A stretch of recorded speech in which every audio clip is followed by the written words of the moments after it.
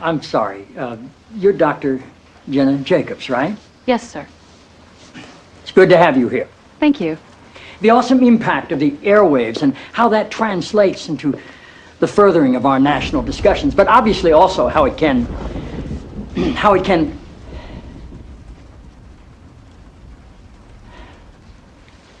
forgive me, Dr. Jacobs.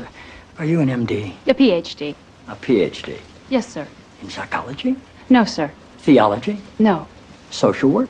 I have a PhD in English literature. I'm asking because on your show people call in for advice and you go by the name Dr. Jacobs on your show, and I didn't know if maybe your listeners were confused by that and assumed you had advanced training in psychology, theology, or healthcare. I don't believe they are confused, no, sir. Good.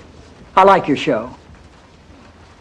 I like how you call homosexuality an abomination.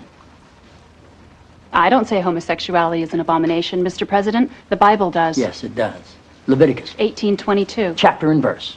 I wanted to ask you a couple of questions while I had you here. I'm interested in selling my youngest daughter into slavery, as sanctioned in Exodus 21:7.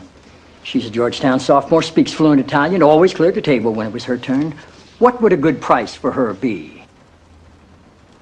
While thinking about that, can I ask another? My chief of staff, Leo McGarry, insists on working on the Sabbath. Exodus 35:2 clearly says he should be put to death. Am I morally obligated to kill him myself, or is it okay to call the police? Here's one that's really important, because we've got a lot of sports fans in this town.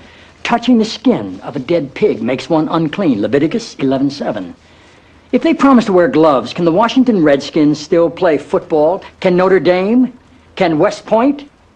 Does the whole town really have to be together to stone my brother John for planting different crops side by side? Can I burn my mother in a small family gathering for wearing garments made from two different threads? Think about those questions, would you? One last thing.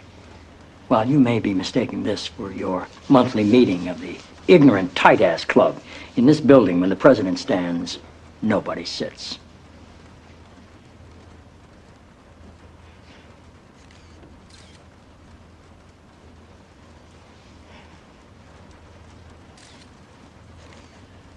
Toby.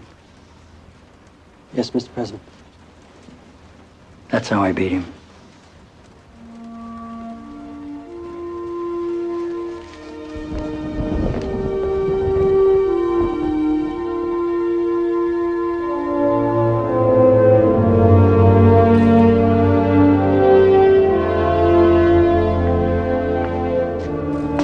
I'm just gonna take that crap off.